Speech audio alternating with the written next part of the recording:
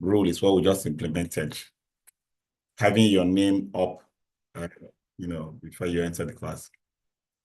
The second one is for the first 15 minutes of the class when we're having a conversation and having tete-a-tete like this, we'll need to put on our videos.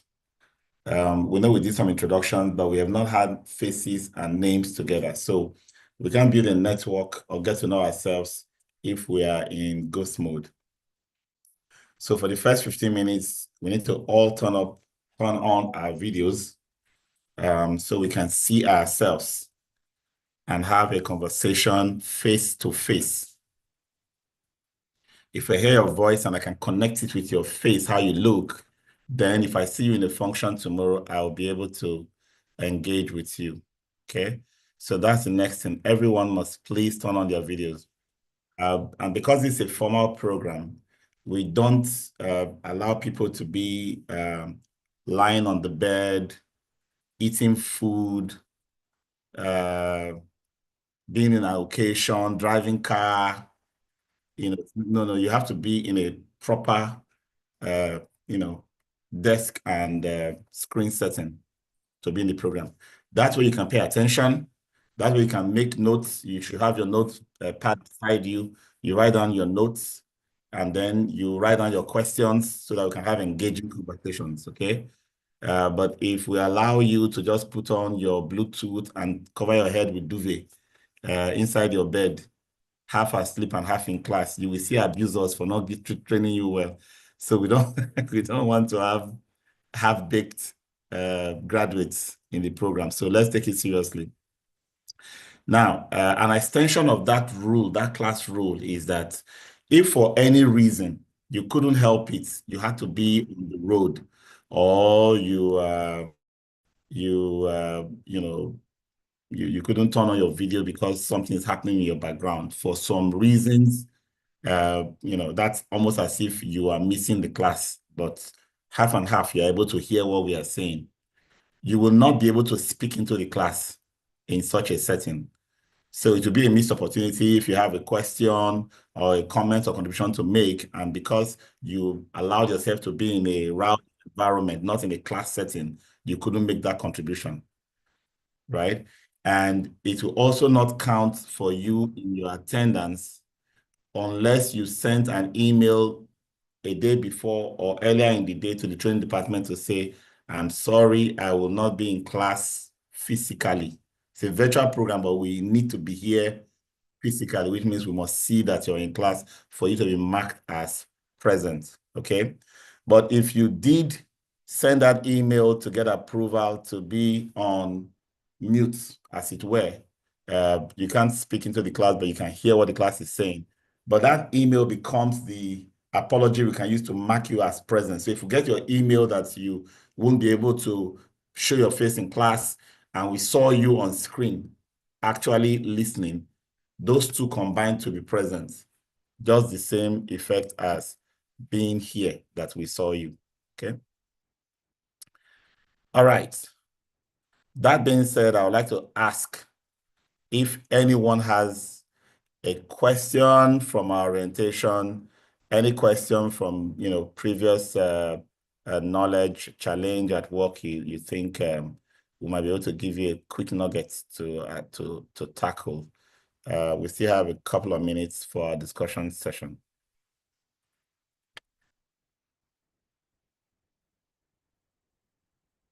And I've explained before the rules of the virtual class. You want to speak, you click on raise hand, and I see that your hand is up. I'll call your name to draw your attention to speak. Okay? And Max-Migold team, Miracle, if you can tell who are those trying to come into the class with full names and the rest, you might want to message them, privately to tell them that they should fix that before they try to enter. Victor, can you please complete your name? I'm still seeing Victor A. That cannot admit you in class, and your video is not on. You have to be removed until you're ready for the class. Victor, are you there?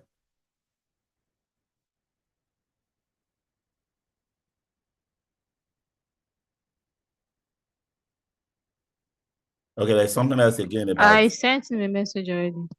Okay, you sent him a message. I think there are a couple of people trying to come in the that were not admitting, and Infinix X65318. So you can put on the WhatsApp group if you are Infinix X641838. Please come in as your name so that you can be allowed into the class. We won't allow an Infinix into the class. All right, so let's hear your question, Solomon. Here's to Tade.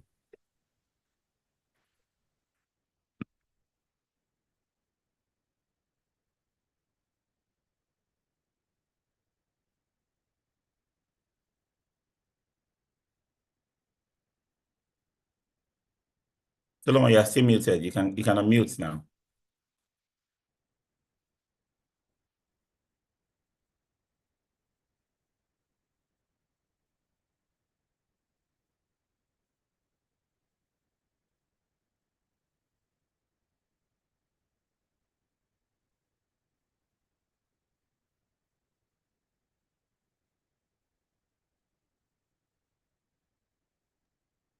All right, sir. I hope you can hear me now, sir. Oh, Yes, okay. I hear you. Thank you, sir. Good evening, sir. Good evening. Yeah, I want to ask about these having our video on. Most times by this time, especially on Mondays, I will always be in transit while this class is going on. Do I still have to put on the video because I'll be either in the BRT most of I the just time. explained this. The reason we're having this class 5 to 7 p.m. is because people should be able to close from work, stay back for 2 hours before they hit the road. That's the idea of 5 to 7, right? But if you can't help that and you want to hit the road, that means you're either absent from the class or you got permission to be on mute mode, which means we will see you here. Your video is not on. You can't put your video on when you're in the market or in the bus, right? Your video is not on and you can't speak. We'll mark you present because you notified us that on that day you will be on the road. Therefore, you won't be able to be physically present in class. Okay? We'll mark you present. All right. Then you will listen only. You won't talk. Okay. All right, sir. Okay? All right, sir. Thank you. Adeyinka.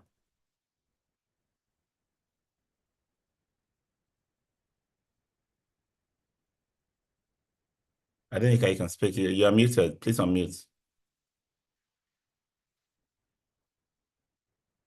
Still muted.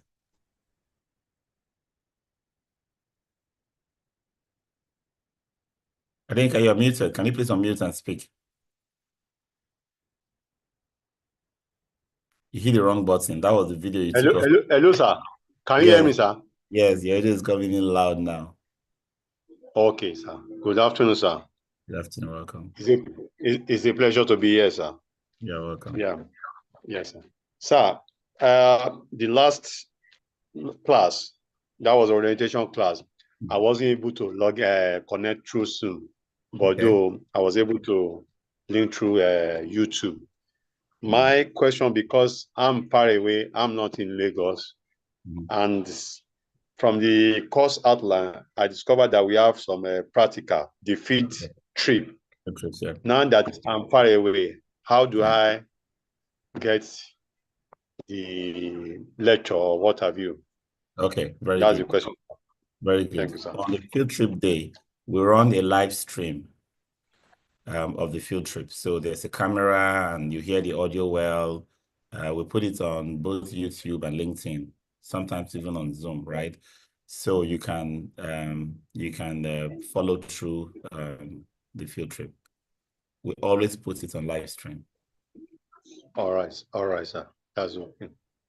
Thank you. Okay. All right, let's hear from Peter then. Peter Agawuru. Hi, Mr. Paul. Good evening. Good evening. Good evening, everyone. Okay, so regarding to turn on my video, actually, yes, I'm on the road.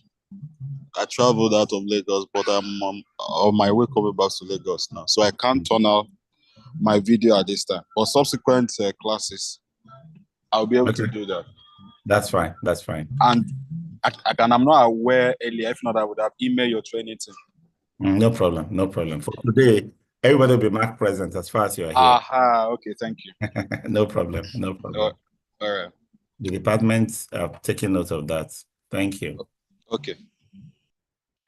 All right, Michael, you can ask now. You're muted.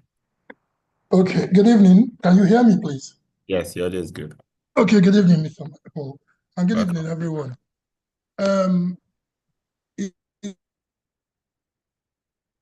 It's still in respect of this video thing. I know probably this has come out of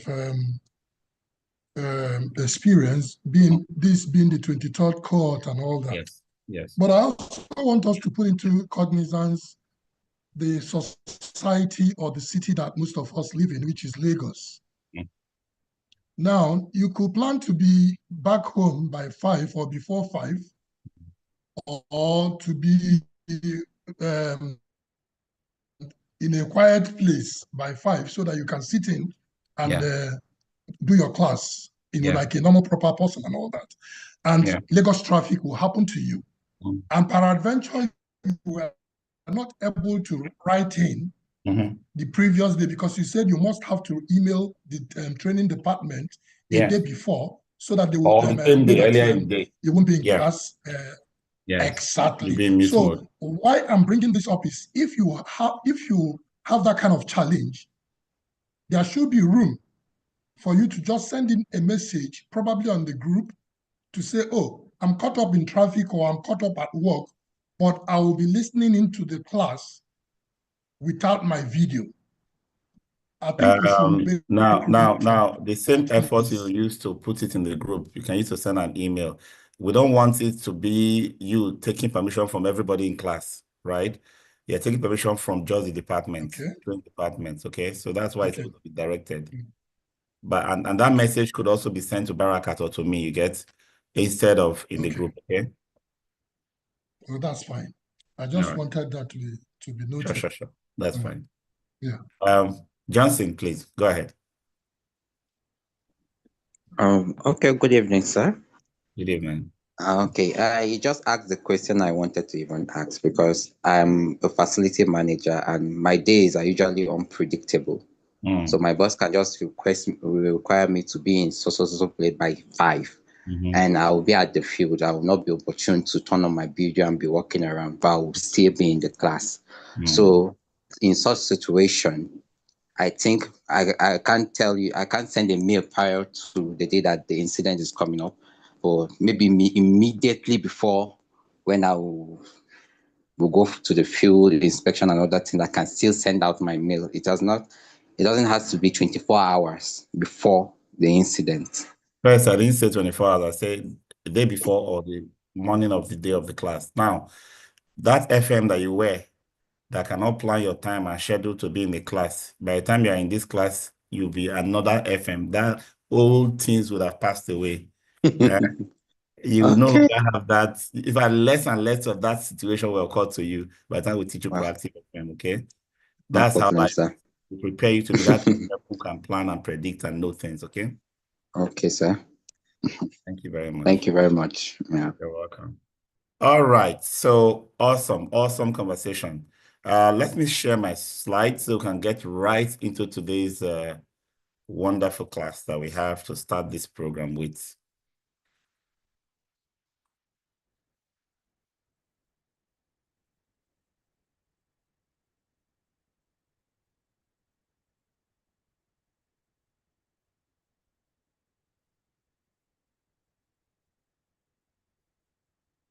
Once you can lower your hand now if it's from the same conversation you said before. Thank you.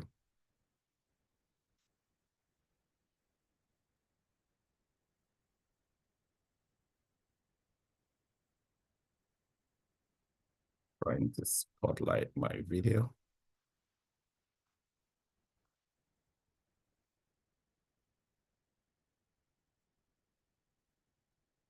Edmond, did something pop up in your head you wanted to say? Okay, sir. Good evening, everyone. Good evening, sir. Good evening. Yes, sir.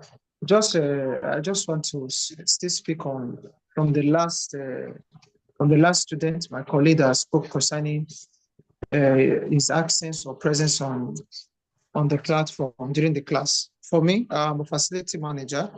It's not just going to be every day, but there are occasions when my attention will be needed at the facility which I manage. And this time from 5, I need to attend to any of their issues. At a situation like that, I believe, just as you have said, we should send an email to that responsible. I just want to confirm that, sir. It's fine. It's fine. I also stress that the more you do things right, according to the principles we teach in this program, the less of incidences or occurrences that you can control, okay? But stay tuned. Okay, thank you, sir. You get the full gist as you go on. All right, thank you, everyone. Today, we want to do the Facility Management Foundations. In this session, I'm basically going to walk you through first an introduction to FM, right? So what is facility management? And I'm going to give you a challenge to find your facility management. Okay, so we'll talk about that. And then I will take you down the key elements of facility management so that you know what the major focus of FM is about. That's thinking now that you're a maintenance officer or whatever you do for the building, it will be flipped in his head by the time we get to that midpoint of the class. And then by the time we get into the latter end of the class, we're going to look at some key strategies to foster operational excellence in facility management. In that section, I'm going to give you some nuggets and principles, things that you should definitely note down using action words, verbs, to capture the things you will do differently because of the things you are hearing. And that's something I always encourage you to do. If you're learning something and you want to take notes, because you're going to have access to the video and the slides, don't bother writing down what you are being told. What you are being told is also going to be given to you, right? Now, the only exception to writing down what you are being told is when it is remarkably new or different from what you used to know. So if something strong, an idea, a notion, a thought, a principle, a concept that you have not heard of before and comes to hit you in a way that reverses what you have known or been doing, you should make a note of that. That's one instance. The second instance where you should write notes is when you listen to an idea, a thought being expressed, and it hits home with regards to a circumstance, a job, a task, an assignment you are currently handling, or that you have planned for the future. You should write I will statement, a verb, an action statement that says, I will call Tunde to discuss blah, blah, blah. I will invite or I will search for vendors who do that, right? So what I'm saying is that write down action statements that helps you put to practice what you are hearing. Okay? So let's get into it. FM covers what I'll call the entire spectrum of non-core activities or services in an organization. So we manage the people of the organization, and that is a vast area to look at. The people from the owners and investors to the workers who work there, to the visitors, to the customers. The FM manages them as they interact with the physical facilities and buildings of the organization and the services that the FM provides to ensure that they can function effectively. So we make sure that people are safe, comfortable, work efficiently and effectively, and that we ensure that they are productive. I will focus on the definition that has been widely accepted globally, the ISO definition of facility management. There are so many facility management definitions. By the time you are through with this class today, you will be able to write your own definition of facility management. Okay? There are going to be certain key elements that should feature in every definition of facility management, and I'm going to highlight them in addressing as I explain this International Standardization Organization definition of facility management. This standard, published in 2017, ISO 41011, defines most of the key terminologies in facility management. And it defines facility management itself as an organizational function which integrates people, place, and process within the built environment with the purpose of improving the quality of life of people and the productivity of the core business.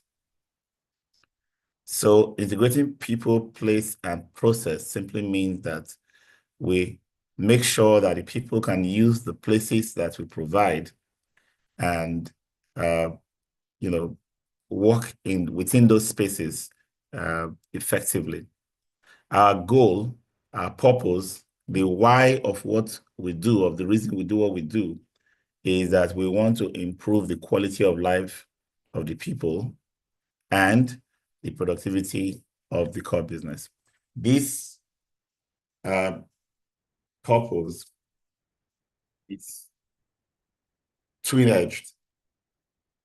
We want to make sure that the people that we engage with, the users, the visitors, stakeholders, whoever they are, we are improving the quality of their lives. And this is very instructive. FMs focus on people to make their lives better. That alone elevates your thinking to strategic levels. You're no longer about how and what you do.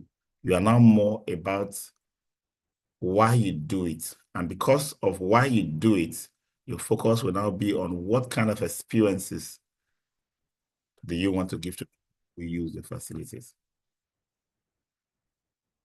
And then the productivity of the core business. Now, productivity of the core business is another way to say prosperity, profitability, growth, increase, higher valuation, whatever the company sees as its bottom line, both economic bottom lines, environmental bottom line, and social or people bottom lines. But we start by improving the quality of life of people, and it is these same people that will ensure the productivity of the core business.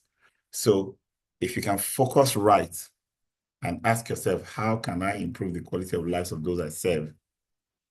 Your career as an FM takes off, takes flights, moves very far, and has maximum impact. In terms of scope, FM covers everything that, is not the core business. And this is interesting because you will be in some organization where you will find cleaning, they say it's not FM. Security is not FM. Catering is not FM. IT is not FM. Don't bother. Don't worry yourself. If you are not in the core business, you are in facility management. Every support function serves as strategic enablers of the core business. That's how all organizations run. Oh, yes, sorry, I didn't mention that the video session is just for the first 15 minutes. It kept ringing in my head to say that. So video session, turning on your video, I think I even said it, it's for the first 15 minutes so you can see ourselves and have conversation. And then when I start the session, this applies to every facilitator or faculty member. You can turn on off your video at the end, when I say, let's have a conversation, let's discuss what we just learned, ask your questions, everybody comes live again. I hope that's clear. Sorry, I saw your question a bit late, so I'm just responding to it. Wisdom. All right, so draw that line. What does my organization do for the public? We produce water and we sell water. So who are those that produce the water? Some chemists, some engineers, some transport organizations or teams, you know, some marketers. But who are those that make sure that these core business team can actually do what they have set out to do? That's where and for people comes in. Even that water that they will package and go and sell will still come from a support function that ensures that water is flowing in the property, right? To ensure that all that is needed, supply services, the place is clean, maintenance is done. We are all providing that, even security and all that. That they can have water to drink themselves and food to eat. And pests and insects will not disturb them, and so on and so forth. Basically, everything else that is not the actual production and selling of what your core business does is facility management. And FM has been around for a long time. For as long as humans have learned to organize the spaces where they live, manage temperature control, manage, where to sleep and where to work. It has always been there, but it has not been known as data management until just the 80s, early 80s. In fact, the first time a group came together to say, let's create an organization that, focuses on facility management, and we'll call it facility management, was around 1979, 1980. So, and that's how the International Facility Management Association started. It started as a national association in the US and started branching out because, of course, trying to take out the message that FM is now a profession. It is not maintenance. It is not, building services. It's not technical services. It's soft services of catering and others, cleaning and the rest. It's a combination of all of it, all of those and more. So, facility management can be practiced with 3 key skill groups: technical skills, managerial skills, and interpersonal skills. So if you were to break down facility management into components, it will break it into the management components, the technical engineering components, and then the relationship and communication and stakeholder interaction and all that. So sometimes you may want to think about managerial skills as inclusive of interpersonal skills. It's not correct. Managerial skills are more process-driven, more, the way things are done, formats and templates and step-by-step, that's management, right? Reporting and the rest. But interpersonal is more fluid. It's more unstructured. The difference between some people liking you and people not liking you is down to this last aspect of FM. So if you have technical skills, do a self-assessment and ask yourself, how much of these other 2 skills do I have? If you have interpersonal skills and you don't have technical skills or managerial skills, do a self-assessment and start working on yourself. And that's why in the FM Mastercraft Diploma, we have put together all the courses balance themselves out across technical, managerial, and interpersonal. Because we want to make you a well-rounded, balanced, well-trained facility manager. Now, beyond what you're going to get in the FM Mastercraft Diploma, we have a series of courses in our learning management system. If you go to facilitymanagementcourses.com, you will see training in accounting. Those of you who are trying to get your head around all those plus and minus, debit and credit that take place in clients' account and bill sharing and how to balance those books. You'll see courses in emotional intelligence, training skills on how to train your team members, and so on and so forth. You'll find more than 150 different courses.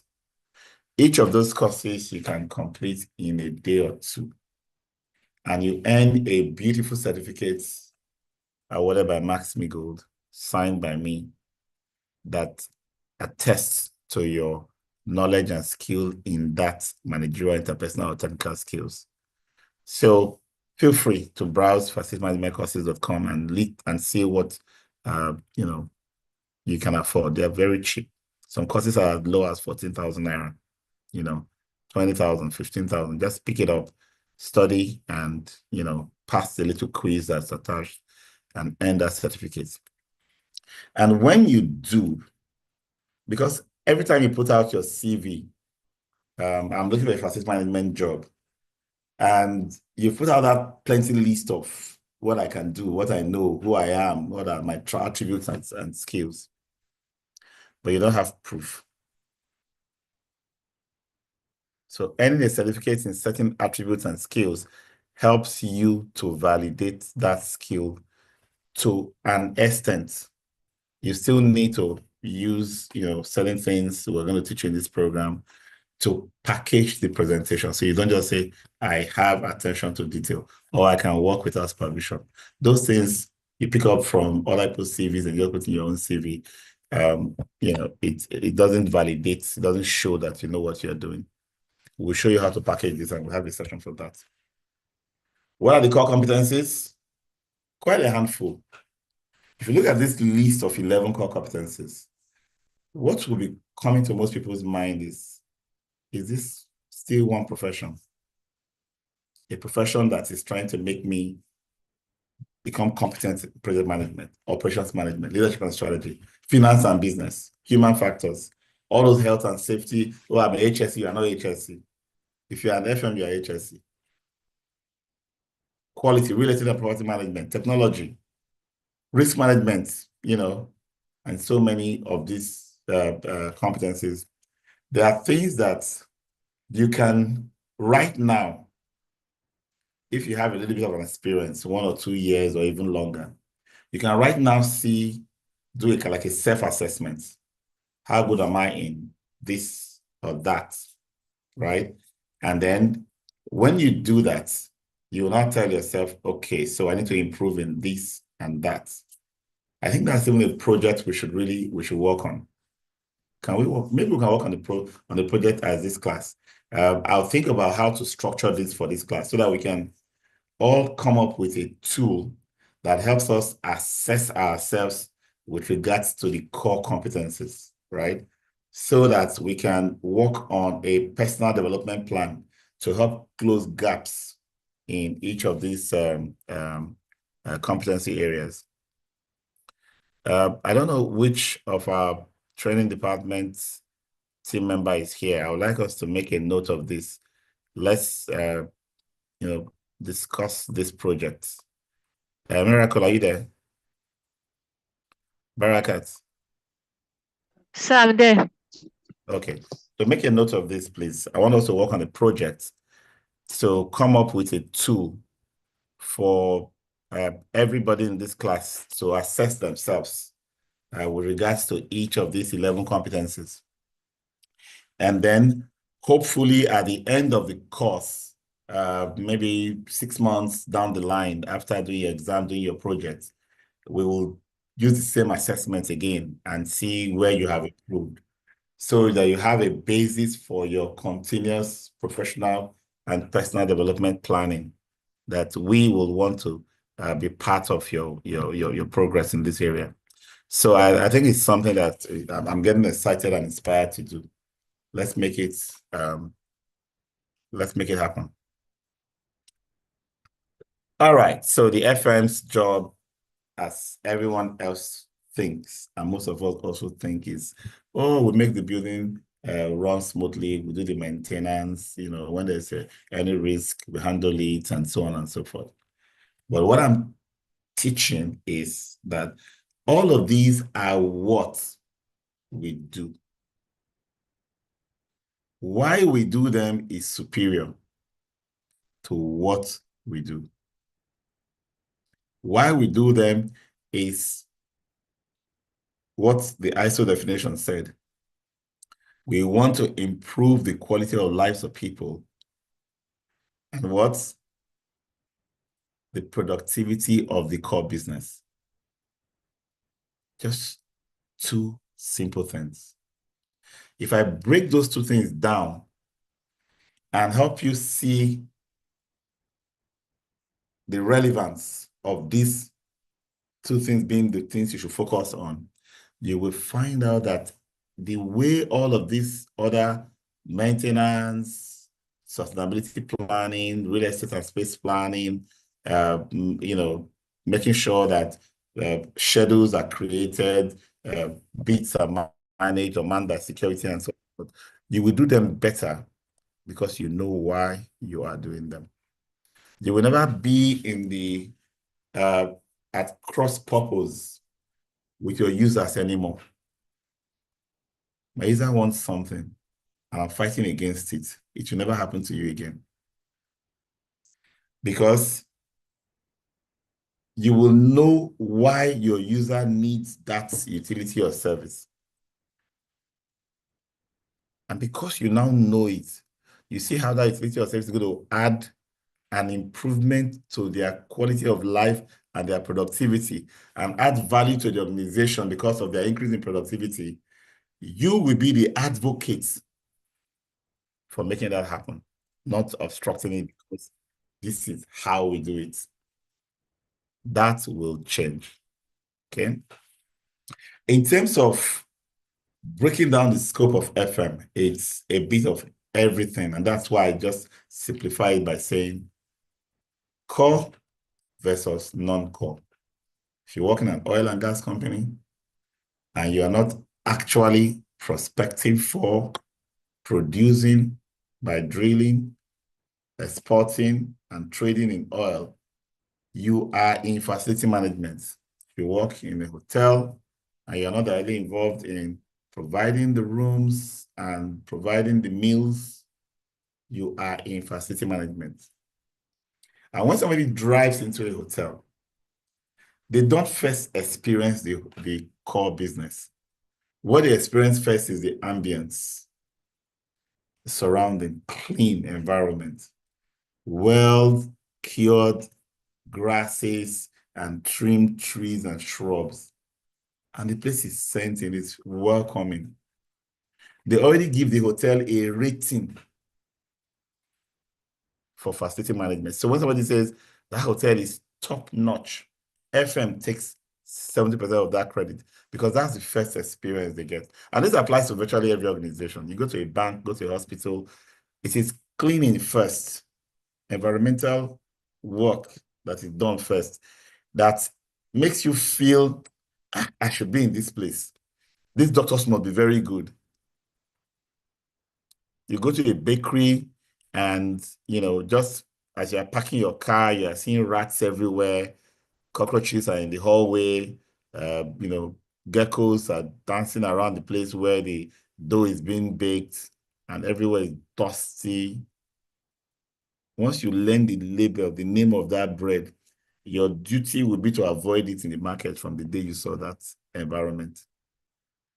But if you didn't see that environment, you'll be buying that bread every day because the bread is tasty. It's like every other one is very buttery, and you just be happy that that bread is good. But until you experience their FM, And when you now experience their FM and it's now top notch, even if they increase their price tomorrow, you will still stick to that bread because something tells you you will not likely find cockroach inside that bread by accident. Quality is built into the organization because of how we do the facility management we provide for them.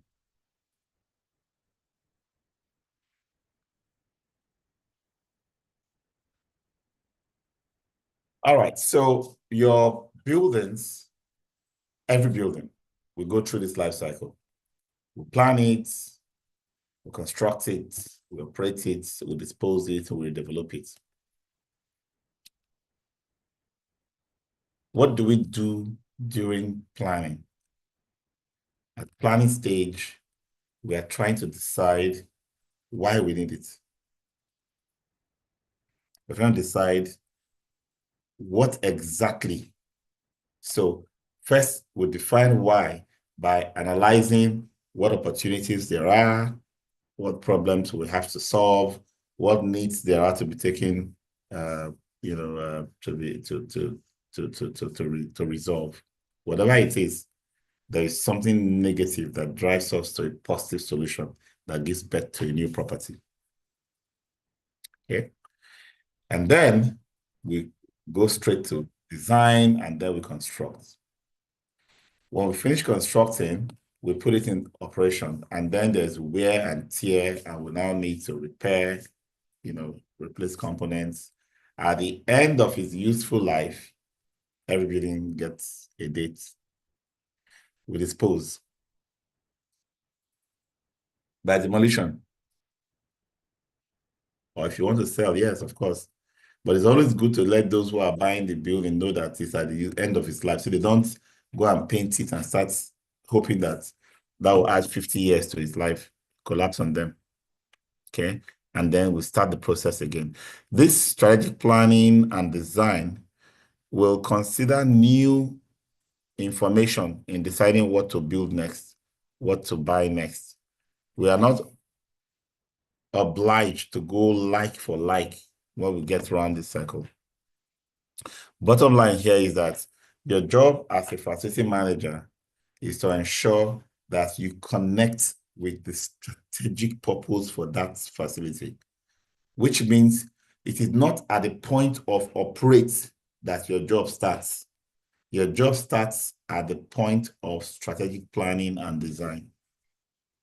You must understand why this building is needed, the opportunities, the problems, whatever it is that is driving the need for this property, you should understand it, because that will help you contribute to the construction process, the design and construction process, and in how you operate. All the strategies you will deploy for operations and maintenance will drive you towards that overall understanding, implementing that understanding you had of why the organization exists, because you now know the people that will use it and why they're using it and what they want to do with it. Okay. All right. So FM is strategic and relevant to every organization. We impact not just the life of each person that works in the organization, we impact the bottom line of the organization.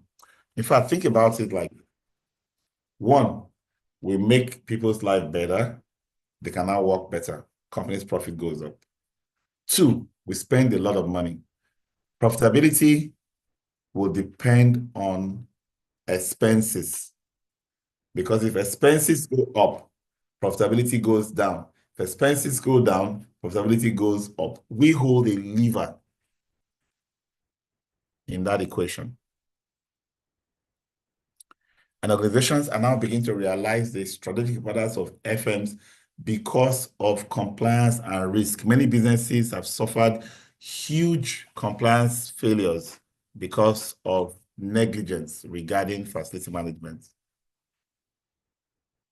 Reputational damage because we didn't do the right thing regarding facility management. So we must be very, very conscious of how important our jobs are to the organization.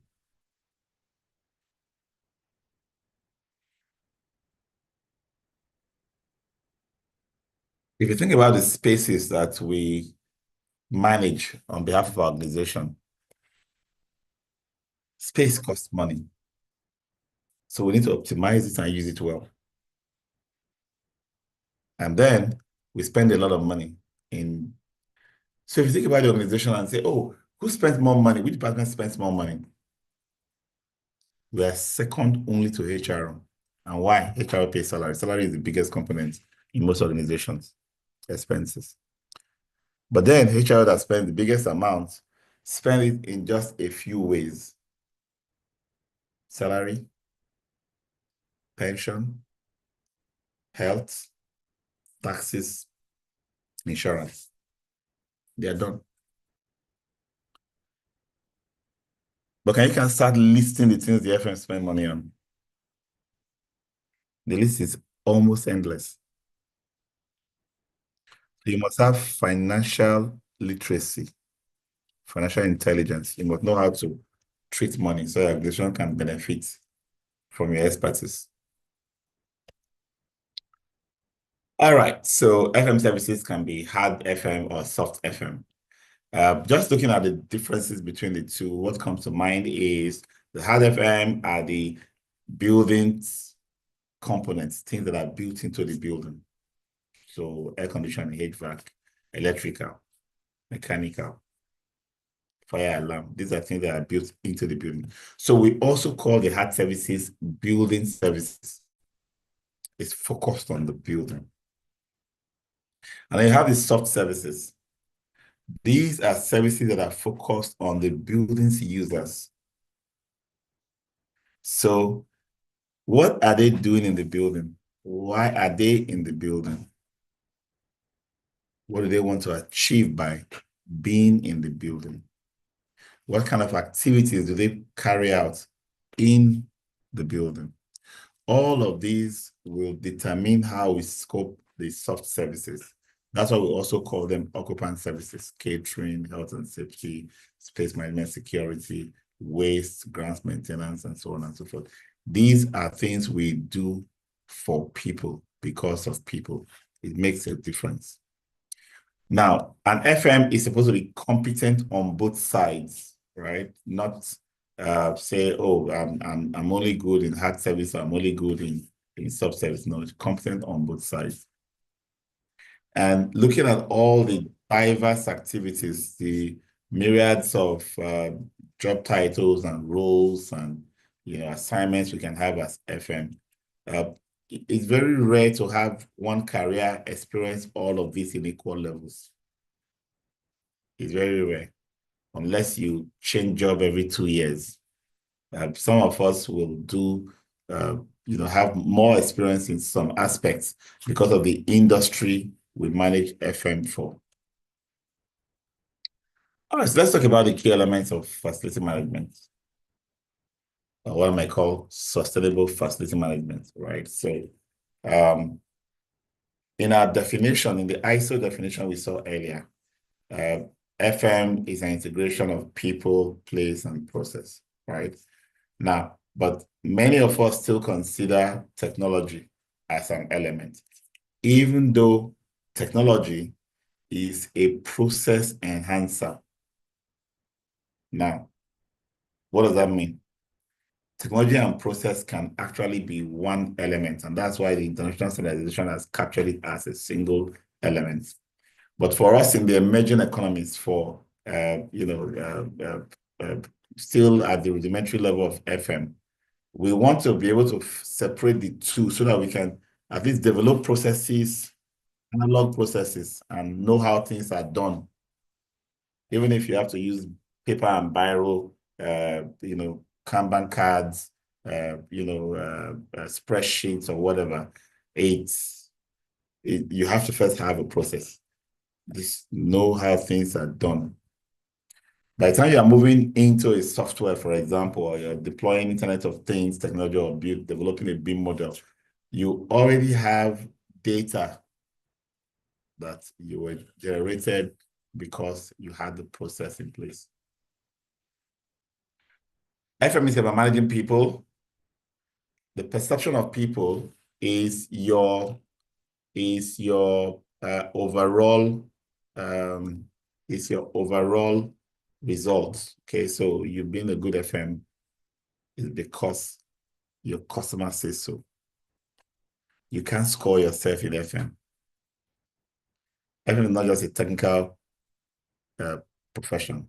In fact, if you ask me from my experience, I would say an FM that has 15 to 25% of technical capability and has 70 to 75% of managerial and people relationship capability is the best FM. Too much technical knowledge will tempt you to tell the customer what the customer should be telling you. Have you heard about that saying that na over sabi, na I kill person when sabi? Because you know, you begin to tell the customer what you want to do for them. You now forget that the customer is why you are doing your job, and they are the one that know exactly what they need, and that they are the one that's supposed to be telling you what they need. All of your knowledge is supposed to help you develop better understanding of your customer. Adapt that understanding with all the expertise you have gained to create a custom solution for the customer. Upon completion of that delivery, the customer is the one to establish the gap between what you have delivered and what they actually wanted, so that you can work on your continuous improvement, which is improving towards increasing alignment with customer requirements. The moment you learn your way over and above your customers, you're already in trouble. You've lost FM. You're no longer doing it. So all those, we have to tell them, what is good. First, hear from them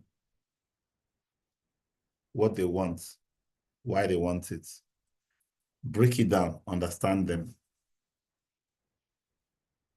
And when you want to recommend, when you want to propose, when you want to specify, you want to push things that you think, now that you understand, you now want to share your expertise on how to meet their needs, you still need to get them to understand what you are trying to recommend, accept it, sign off on it, and be able to measure how well you deliver to meet their needs. So everything boils down to relationships. I usually say, if people don't like you, please don't say, I don't care. It's not in this profession. You have to care. Because being good at your job and not good with the people you are serving means you don't know your job. Maintaining healthy relationships with employees, clients, and stakeholders is vital. There's always that balance between expectations. Sometimes one group's expectation will contradict another group's expectation. You must know the difference. You must know how to negotiate and manage expectations. If you ask any user who is paying you 100K to provide this facility management services, what they expect you to deliver is more than 2 million in value. But you, with that 100K, with a good relationship, can make them value what you deliver at 2 million because of the kind of communication you provide. And this also extends to how you lead your teams and how you lead your contractors and how you lead your bosses, people above you. There's a session we're going to deal with leadership. There you will find out that you can actually lead those above you. You don't have to be in position to be a leader. You can be a leader from the bottom.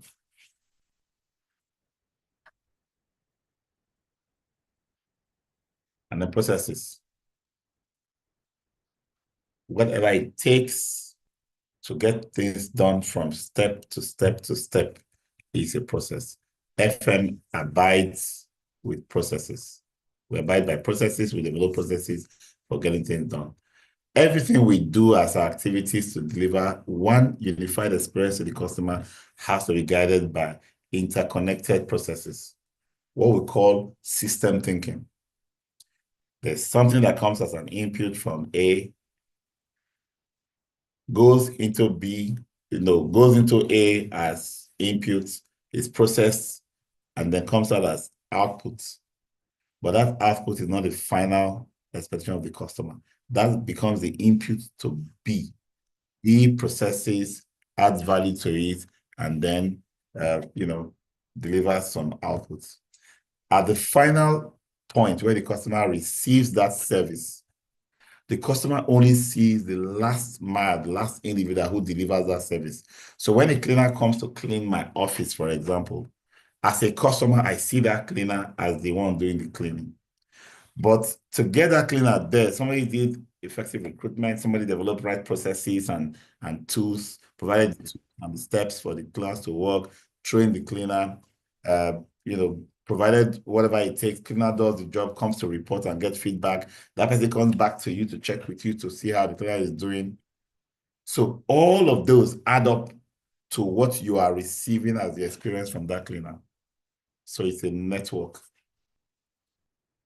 And if that cleaner is cleaning and water is leaking from the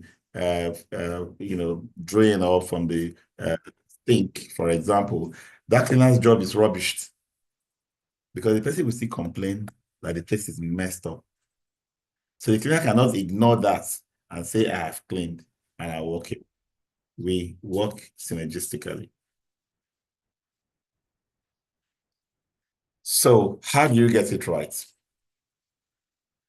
Develop standard processes. I talk about processes, SOPs, and some of my students will come back and say, oh, I need SOPs for, I'll say, look, SOPs, if you see an SOP for a large organization with so many considerations, hundreds of pages, don't get carried away. An SOP can be a simple page, an outline. At the top of that page is what I want to do. Quarterly servicing of air conditioners, of split air conditioners. Underline, that's the topic of that SOP. Item 1, objective. Make sure the AC is functioning properly, blah, blah, blah. Item 2, frequency of different activities. So I'll list out all the activities and put their frequencies when they should be done. Item 3, who should do it? Technician, his assistant, blah, blah, blah. Who should be qualified to so and so level? Item 4, what materials will be used for it? Oh, they will need a blower, they will need a vacuum pump, they will need a pressure gauge, they will need soldering equipment in case they find a repair work and all. Now, I have prepared a 1-page, 5 or 6 paragraph document that anybody that services AC for me, I'll say, this is our standard operating procedure for servicing of AC. If tomorrow something needs to be adjusted on that 1 page, we'll discuss it and agree. Before anybody starts implementing it, we will adjust it and say, this is a new way. We no longer do item 5. It's no longer necessary because we're now using inverter ACs, and inverter ACs do not require that step. Or this is a separate process for maintaining inverter ACs. The point here is develop your processes instead of looking for what you are going to capture wholesale. Because if you are looking for processes that are being used by all kinds of people in the past, I'll say just go and buy textbooks because they are all there. documented in textbooks. But the moment I give you a textbook, you won't read it again. So start by working on how you do things. That is where you start as your baseline. So optimization and improvement starts from you knowing what you are doing now, documented. So you now improve on it and improve on it until you get a better process that you can work with. And of course, space, everywhere we work, live, play, worship are buried in some form of space or place. And every time you talk about place, you embed the services for making that place functional. Talk about technology, an improvement on our process and extension of our processes, ensuring that you have processes already in place before you start looking for technology to speed up, to enhance, to improve how those processes are used. Okay. And many FMs have struggled with software. I keep getting calls, we're looking for software. We want software, but when they hear the price of the software, they back off. People don't want to pay for software. So all those developers who have built softwares, they're looking for who to buy the software. So I would encourage you,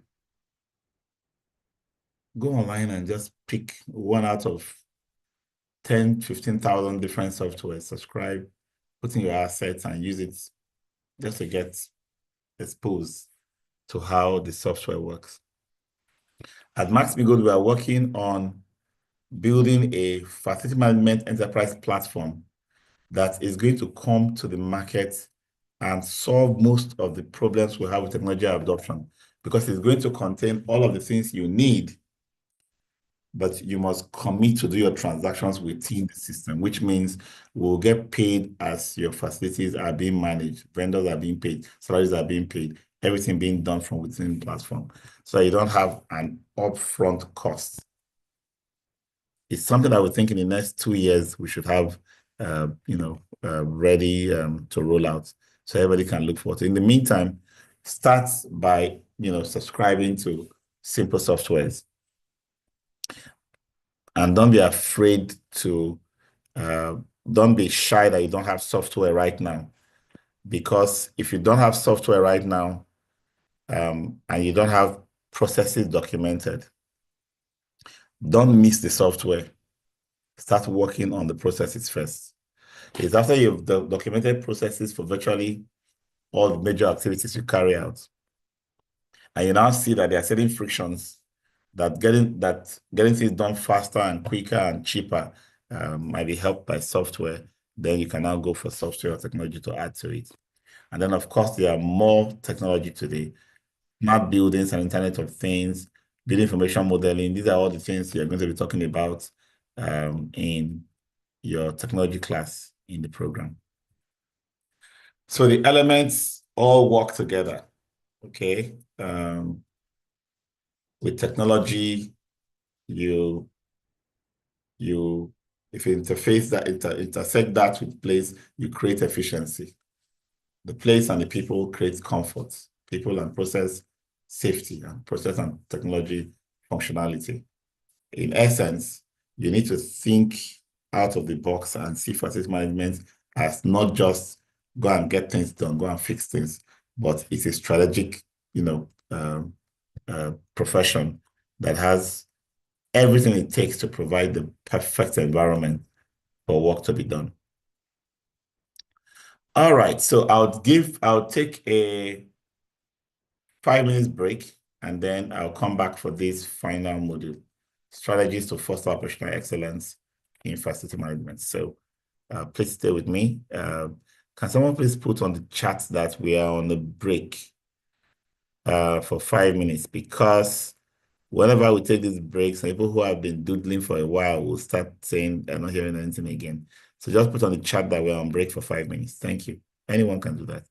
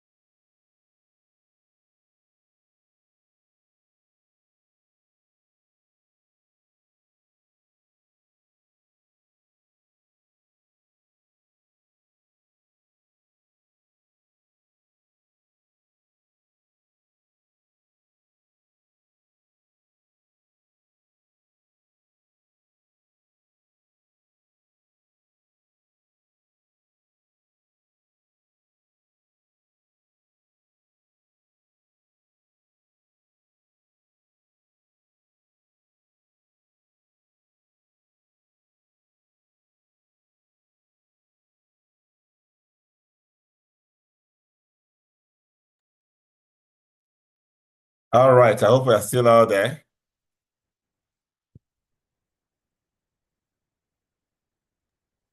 Oh, yes, sir. Okay, good. You're welcome. Yes, sir. Okay, good. All right, so we want to talk about strategies to foster operational excellence in facility management. And some of it we might have talked about a little bit, but just pay attention. There are core principles of operational excellence. The first is customer value. You're not just doing a job.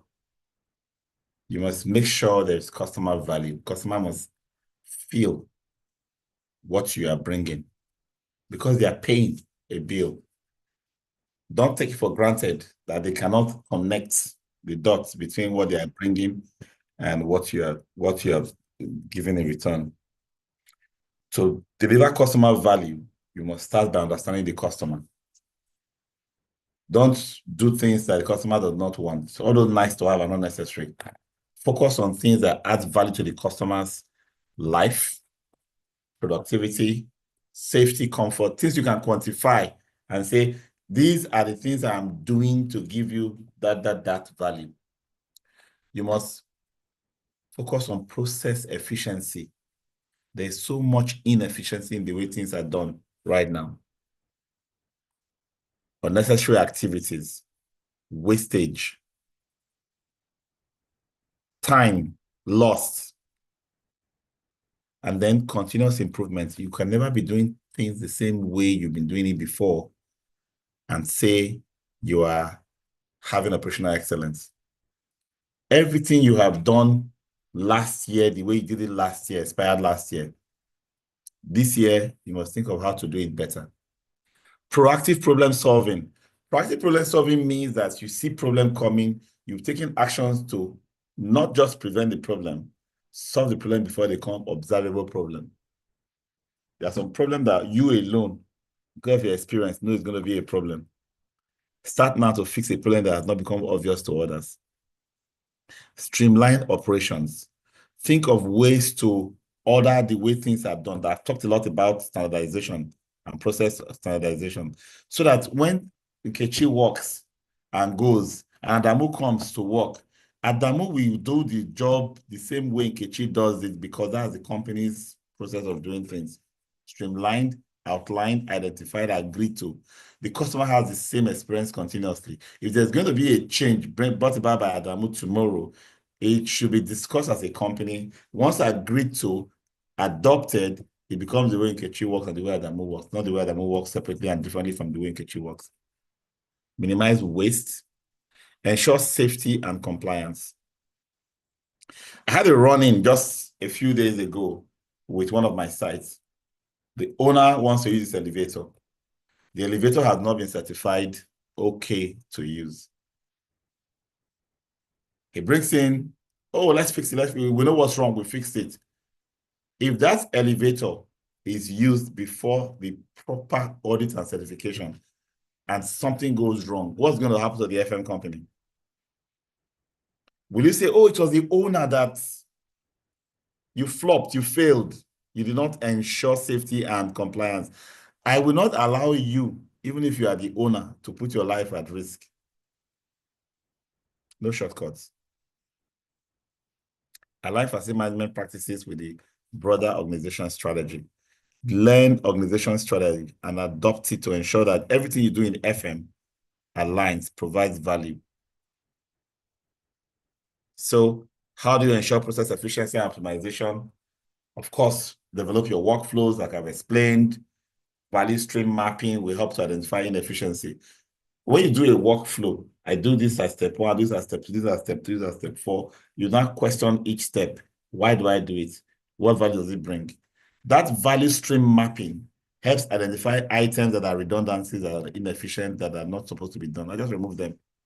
Why do I go first to audit, come back to procurement, then go to accounts?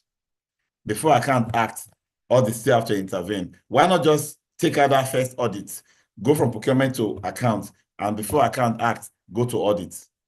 Why do I have to do audit 2 times? You know, things like that. What is the relevance of doing that step twice? You ask the question broadly, more inputs.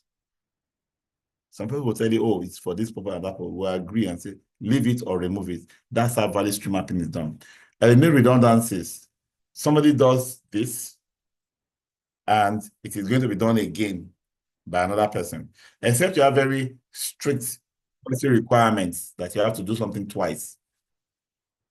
Redundancies are not necessary in many of the processes steps that you take.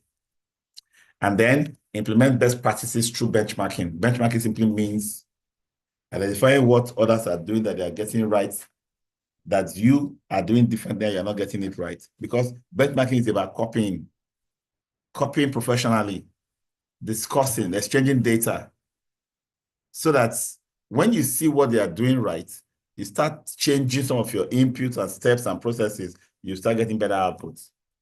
They reduce downtime and improve service delivery. Sometimes we create our own downtime because we have planned our job and then we have to shut down to do that job. It's fine we shut down to do the job, but must we shut down during active, productive hours?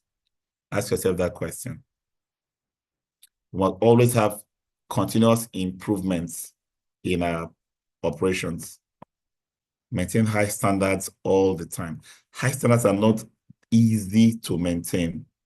There's always that temptation to be complicit in mediocrity, allowing things to just slip through. Just leave it. Don't take it seriously. Or not following the steps the way we have agreed it should be.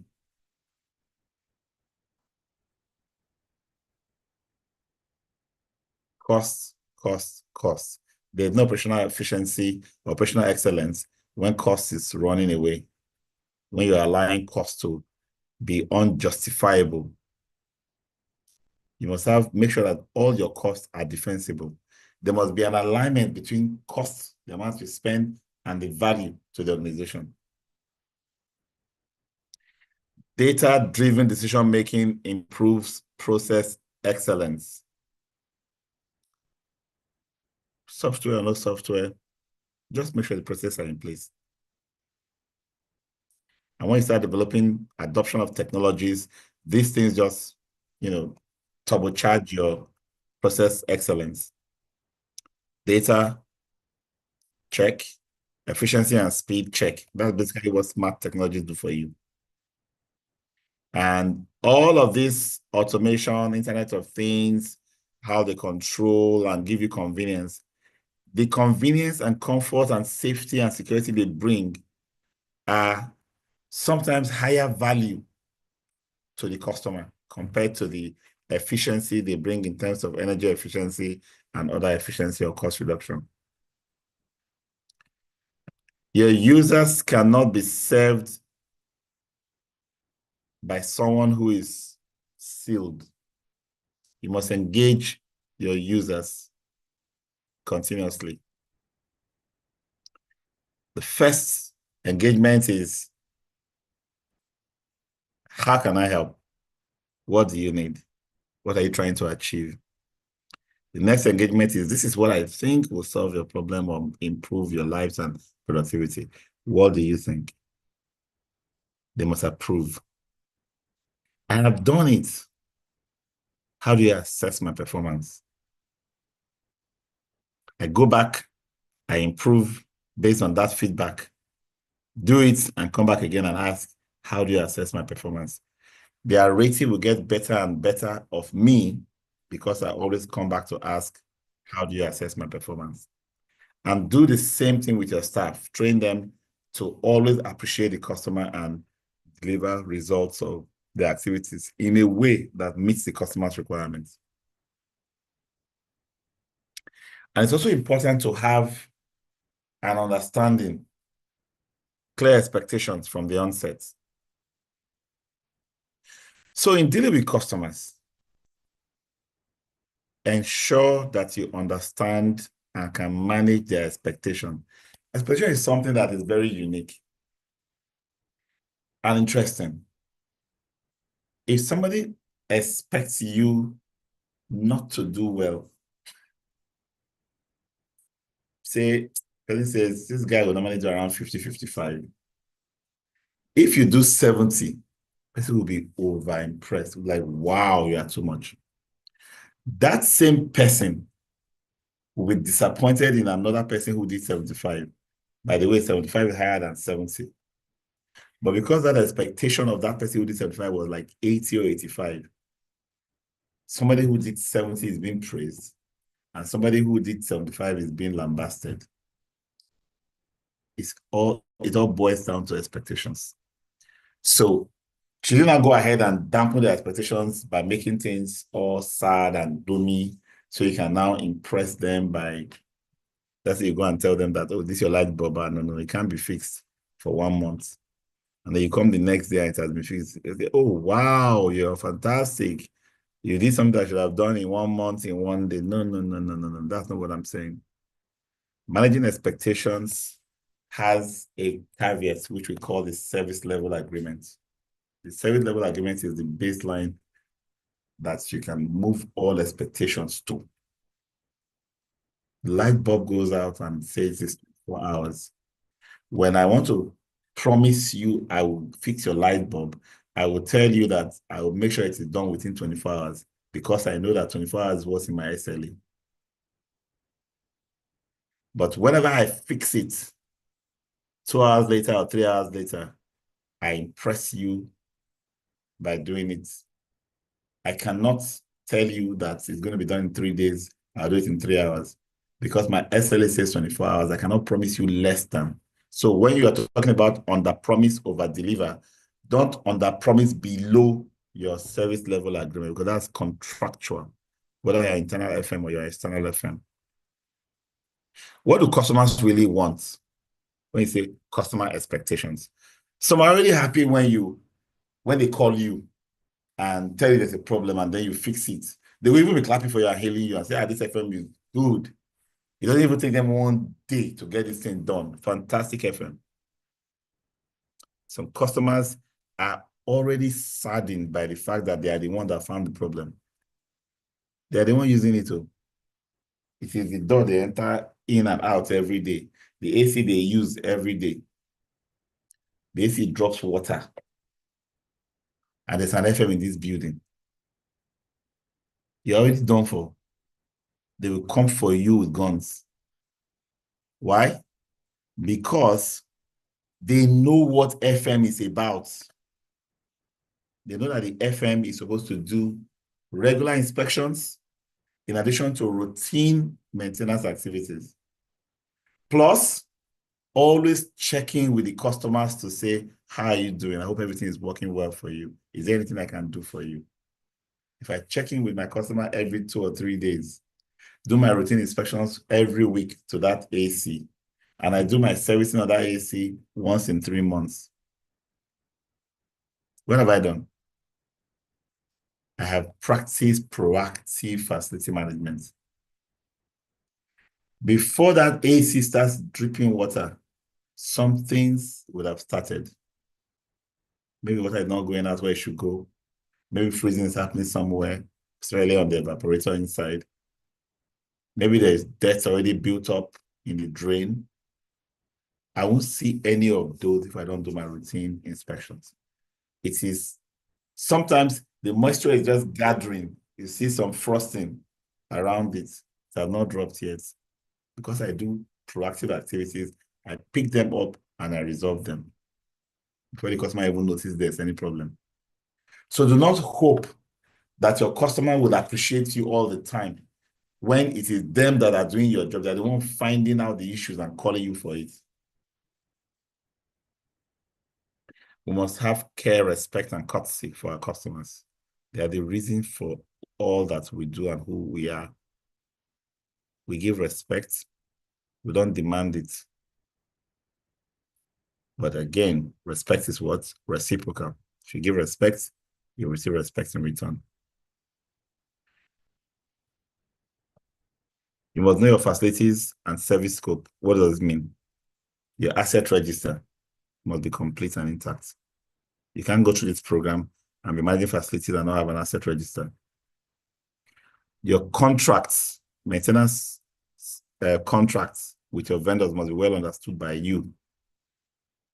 The contracts you have with your clients, those you provide the service for, whether they are in-house clients or contracted services you're providing, you must know the scope of the services. And you must comply with specifications and standards.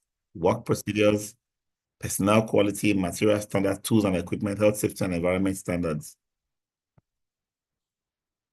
You must be proactive. Be disciplined and orderly, plan preventive and maintenance program, daily routine inspection, problem identification and reporting, all the things I've just been talking about. Now, I interpret this as what I call the 5 levels of FM operations. At the top is what I call the proactive facility manager. The proactive facility manager has 1, the normal plans for its inspections, and it does them and reports its inspections. The normal plans for its maintenance, both the routine maintenance and the predictive maintenance, he has activities lined up and he follows them meticulously. He now has the risk management plan, or what we call the emergency preparedness plan, where after you have the normal plans, this is now your abnormal plan. What if worker does not come to work? What if power goes out? What if diesel becomes scarce? You've prepared another document where you now have alternate plans. We call them plan B, plan C, isn't it? For every service level. You have prepared that. And then you now have a feedback mechanism where you conduct surveys, interviews, and interactions with your users on a regular basis. If you are doing these things, there will hardly be, Mr. FM, please, there is a problem, come and fix. No. Most things will work. In fact, the customer knows that you're going to reach out to them about something tomorrow, because tomorrow is Thursday. Every Thursday you send them this. They will be ready without disturbing you. That's proactive FM. Level 2 is when you react to things. They spot something, you go and do it. And you do it well, and they clap for you. But it's already a failure level because they are not supposed to do your job. Find out that something is wrong. Okay? Now, level 3 is the level I call the complaint level. You didn't find out yourself. You didn't act it on your own. They called you and you reacted either too slowly, you did it very poorly, or you have a repeat job. They had reason to complain to you. You're operating at level 3. You have failed at 2 levels to be at complaint level. And this is still coming to you. It is when it now comes to you and you can't do anything about it. They now have to go above you to complain to any third party, your bosses, their spouses, anybody that hears about your inefficiency and incompetencies and poor work from your customer. You have created an opportunity for an escalation. That's level 4. It can be worse. The moment they no longer need your services or no longer call for it, they can't respond to your surveys. They no longer complain to you that something is wrong. They have zoned off you and zoned you off. They have resorted to self-help. They have extension box in their bag. They have battery bank. They have gallon of water. They have their hand fan. They want to put in USB to fan themselves. Then they have removed you from a solution provider. You are now operating in crisis. That's level 5.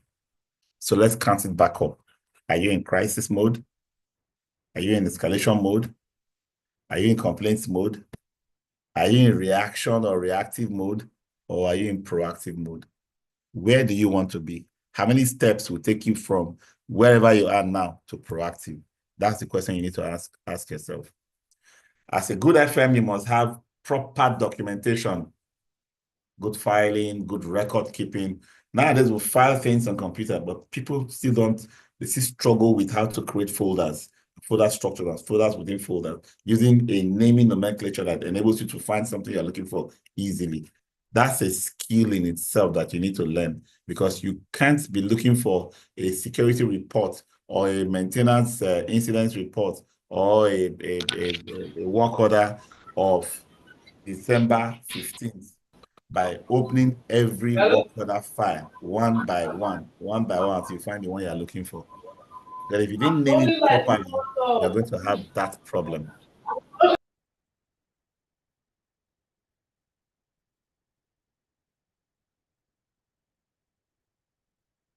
Talked about emergency. If it happens, how do you react? How do you respond? Do you have a documentation system for documenting emergencies and incidents? HSC. There's going to be several classes where you're going to be talking about all of these things. Audits, toolbox, safety data sheet, job hazard or job safety analysis, drills and simulations and all that, and PPEs. The inspector's job, the FM job, I would say, is the inspector's job. We call it management by walking around, is the best way. You do sit down to plan strategically half the day. The other half, you're around seeing things, doing things. Catching your workers at the heat of the moment. Experiencing your users, what they are experiencing as well. Getting feedback, being visible to them. It helps you get information on what's happening in your sites. It helps you make the kind of improvements you need to be better at the job and deliver better at what you do. Okay? Plan to execute right. It's always important to have, even, and when I say plan, I mean plan. Plan means to write down. Can't plan in your head. Write down what you want to achieve and how you want to do it. If you send people out to go and do something, in your presence, make sure they took down notes. Comply with quality management systems. If you are ISO certified, use it. If you are creating those processes I talked about earlier on, the SOP page by page, please use them. There are ways to get better at the things you do. All right, so that's our lesson for today. I would like to open the floor now. You can turn back your videos on. We have a few more minutes for questions and answers. Yes, I think I have, about 18 or 17 minutes for this. First, I want to hear from you your key takeaway. Just give me your key takeaway, something that struck you, that you noted, okay? Can you raise your hand using the Zoom app so that I know you want to speak?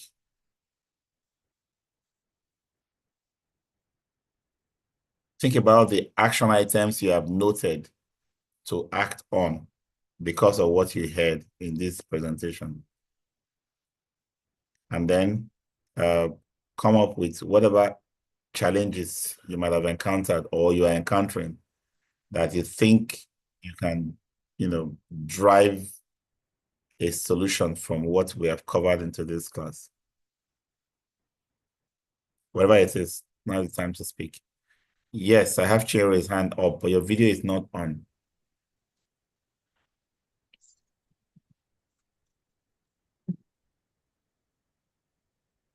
Good evening, sir.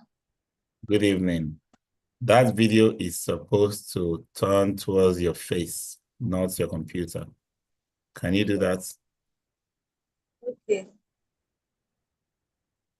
There you are. Good, good, good. Yes, you can ask a question now.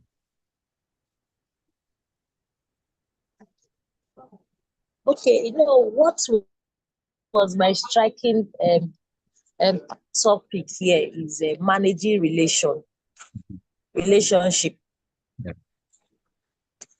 As in how to be able to balance, negotiate, and understand relationship between employees,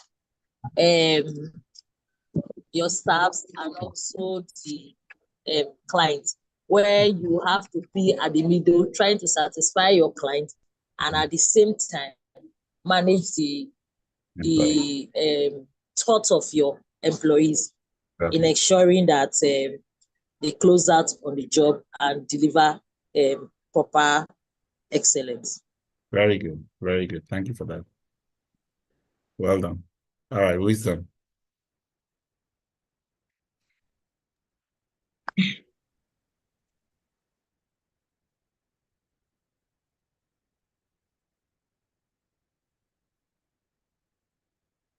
Yeah, me too.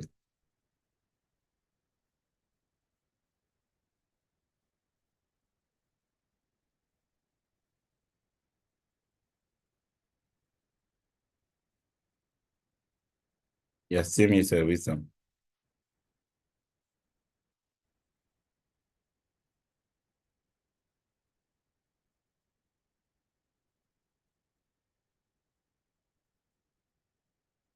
Your mute button seems to be right by your camera, so your hand covers your camera, but you are still muted.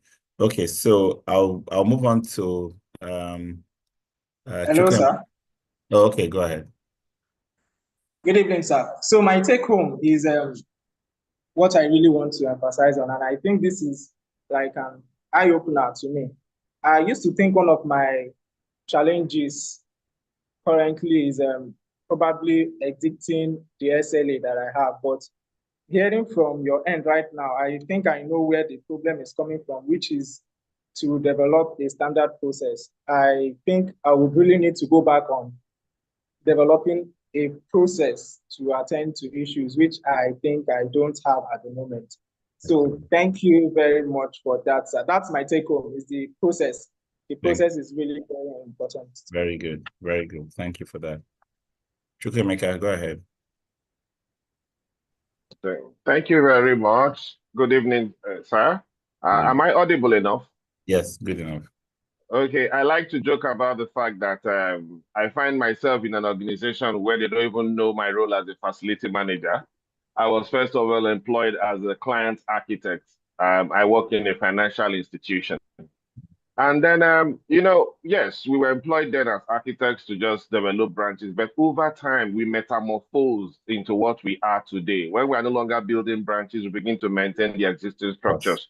Yes. There was something that you mentioned about process.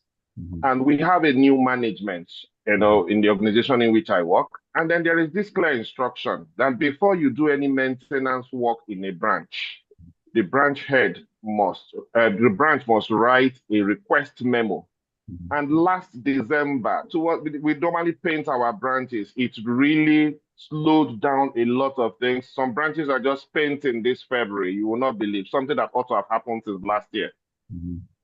So the process for me, and I had a small training sometime on how to, manage in a lean manner. And what you said about the process, removing waste and all that, it just came back to me. It came back. And I'm even thinking right now, speaking with my direct departmental head and probably proposing something, because if there is no way, make a way. I learned that in some processes and encountering interacting with you in the past. And for me, I think my takeaway here, let me summarize, is the fact that I have to probably work with my people to minimize all those wastages where processes delay approval and then execution of such maintenance or things that concern my task. Thank you. Thank you very much. Good one. Good one. Whose hand came up next? Your hand went down again.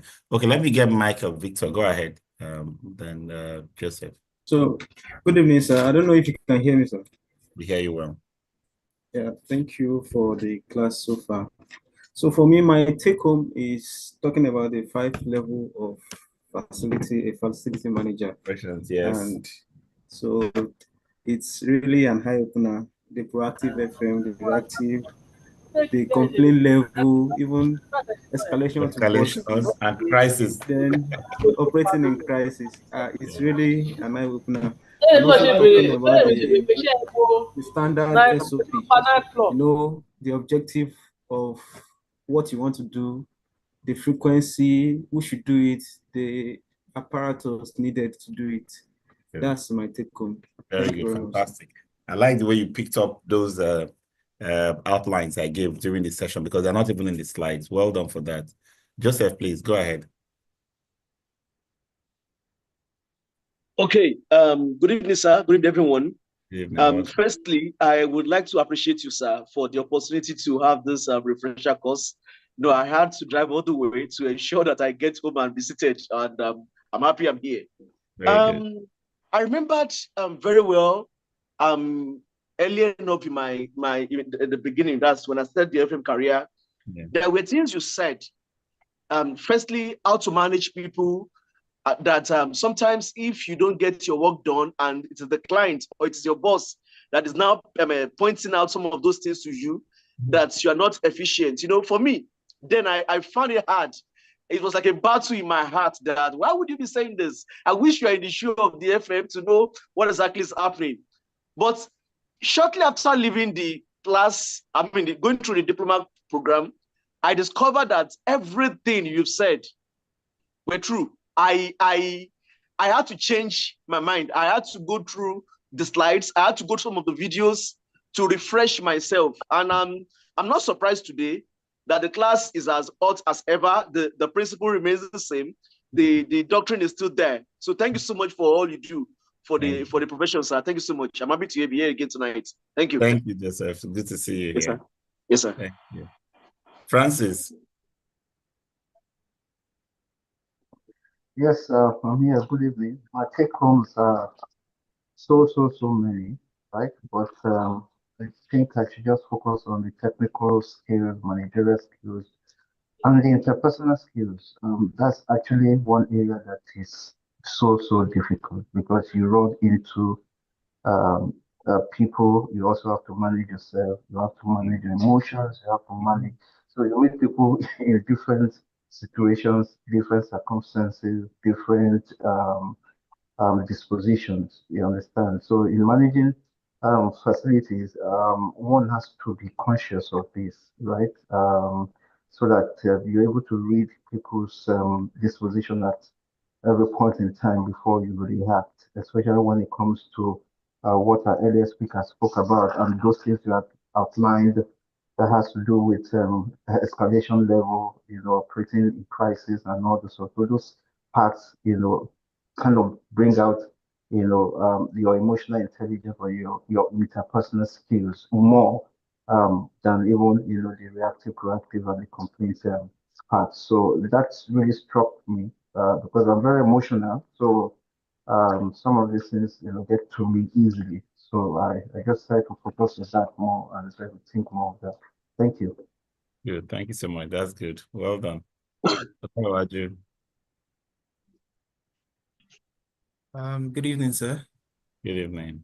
Yes. My biggest take home is the part where you mentioned on refining and optimizing your process, identifying loopholes and inefficiencies. And I think it's something I've been working on in the last, let me say, like 3 months. And I have a question in what you talked about in managing expectations. Yeah. When you talked about also the core principles of the facility manager and when he's doing his operational excellence. I have a question in trying to manage your customers' expectation. I have like in the building I'm managing, I have some customers that are expecting, all this kind of let me say they have a New York and a British kind of mentality where they have a high-end expectation, but the operational excellence of your building. And they have a very high expectation of what they expect. And how do you manage their own expectation? Bringing them back to reality that they are in Nigeria and there are a lot of things that happened. How do you manage their expectations? That's my question. I think the first thing is to understand why they have those expectations. As facility managers, we should first spend time understanding who they are and why they have those expectations. Someone who has lived abroad for 10 years, 15 years, comes to Nigeria. You should understand exactly what the person expects from an FM. if you spend time understanding that customer's expectation, you will be able to propose solutions that help them. Now, what people see as their goal is, let me bring him to reality. No, that's not your job. Your job is to help him understand that what he expects is possible. This is what it takes. I have a client. They almost gave me the FM contract for a very large estate in Ikoyi. They almost awarded it based on my team just gave them a proposal for normal FM. The way people say it's too expensive, let's give them the lowest cost so we can win the job. The day I had a meeting with the chairman of the estate, and I weighed him top to bottom, weighed the estate. In fact, by entering the estate, I was overwhelmed by what the estate, the kind of investment, just the environment alone was overwhelming. By the time he now told me what they expect, line by line, when I went back, I reviewed the entire proposal, and the cost was 3 times what we originally submitted.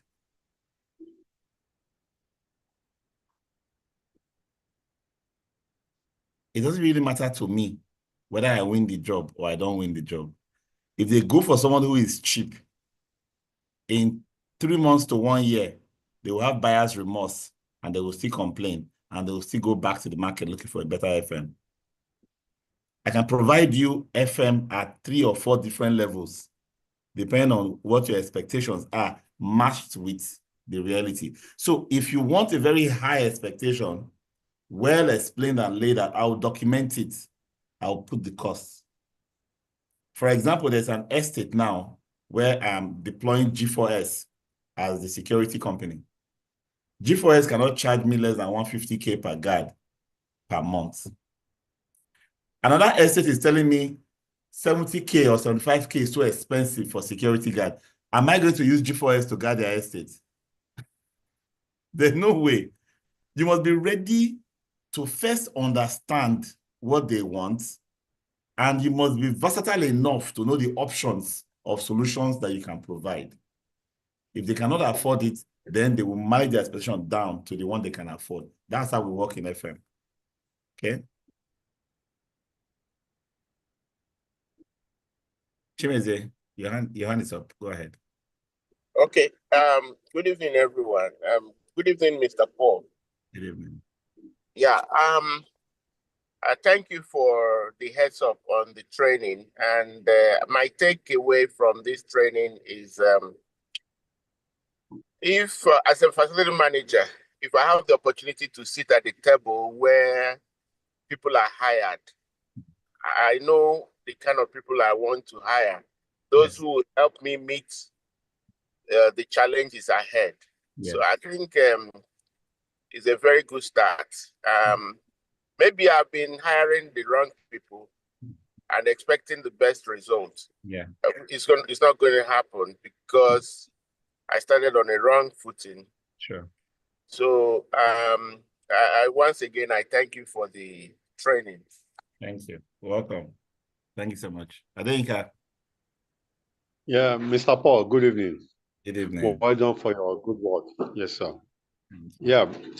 My takeaway, or before that, when you are trying to categorize the facility management, so we have soft and hard. Yes. And some years ago, I was privileged to handle a soft service facility management.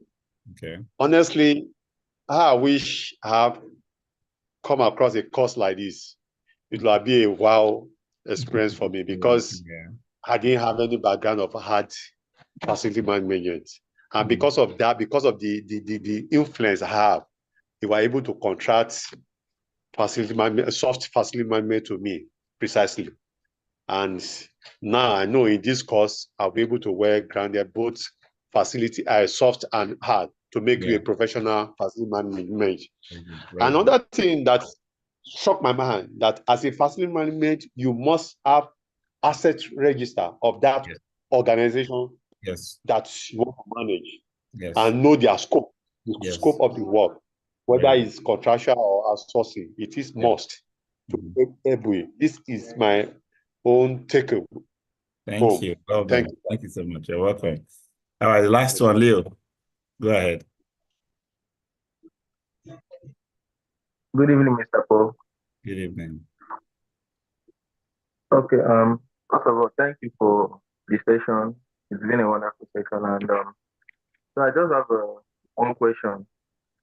When you were defining the role of the facility manager, facility management definition itself, you categorized it into the property services, the cleaning service, catering service, and then the support service.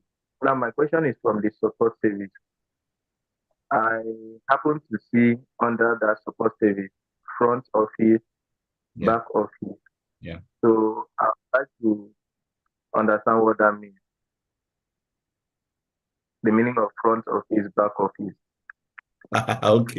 Okay, I see what you mean. Front office means you are facing customers. Back office means you're providing support behind the scenes. The receptionist is a front office support officer. A logistics officer is a back office support officer. Oh, okay. All right. Thank you so much. You're welcome. All right. Thank you, everyone. Have a good evening. See you again on Friday, 5 p.m. Please enter the class before 5 minutes to 5, so that by 5 sharp, we'll roll, okay? Thank you so much. Okay, sir. Have a great night, sir. Thank you. Good night, sir. Thank you. Good night.